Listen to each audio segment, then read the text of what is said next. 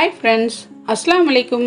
Welcome to taste with us Tamil. இன்னைக்கு நம்ம என்ன ரெசிபி பார்க்க போறோம்னா, முஸ்லிம் வீடுகள்ல அடிக்கடி செய்யக்கூடிய கீமா முட்டைக்கோஸ் கறி. இது சப்பாத்தி ரைஸ் கூட சேர்த்து சாப்பிட ரொம்ப சுவையா இருக்கும். முட்டைக்கோஸ் சாப்பிடாதவங்க கூட இந்த மாதிரி செஞ்சு கொடுத்தா விரும்பி சாப்பிடுவாங்க. வாங்க ரெசிபி எப்படின்னு பார்க்கலாம். நிறைய பேர் வீடியோ பார்த்துட்டு சப்ஸ்கிரைப் பண்ண மறந்துடுறீங்க ஃப்ரெண்ட்ஸ். மறக்காம சப்ஸ்கிரைப் பண்ணிக்கோங்க.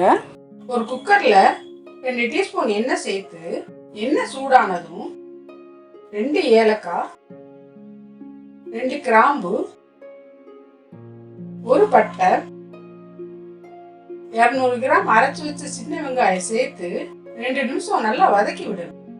1 டீஸ்பூன் இஞ்சி பூண்டு விழுது சேர்த்து 2 நிமிஷம் நல்லா வதக்கின பிறகு 1/4 கிலோ கொத்துக்கறி சேர்த்து கறி நல்லா நிறம் மாறி வர்ற வரையிலும் 5 நிமிஷம் நல்லா வதக்கி விடணும். 2 நறுக்கின தக்காளி சேர்த்து நல்லா கலந்து விட்டுட்டு 1/2 டீஸ்பூன் மஞ்சள் தூள், 1 டீஸ்பூன் சீரகத்தூள், 3/4 டீஸ்பூன் உப்பு சேர்த்து நல்லா கலந்து விட்டு 1 கப் தண்ணி சேர்த்து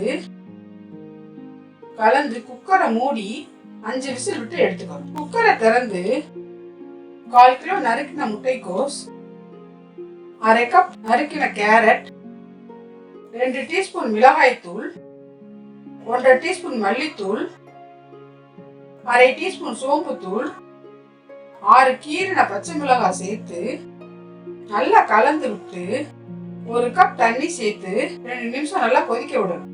1/2 டீஸ்பூன் கரம் மசாலா, 1/2 கப் அரைச்ச தேங்காய் விழுது, தேவையான உப்பு சேர்த்து கலந்து குக்கரை மூடி 2 விசில் விட்டு இறக்கி கொத்தமல்லி தூவி பரிமாறினா சுவையான முட்டைக்கோஸ் கீமா கறி. இந்த ரெசிபியை கண்டிப்பா ட்ரை பண்ணி பாருங்க.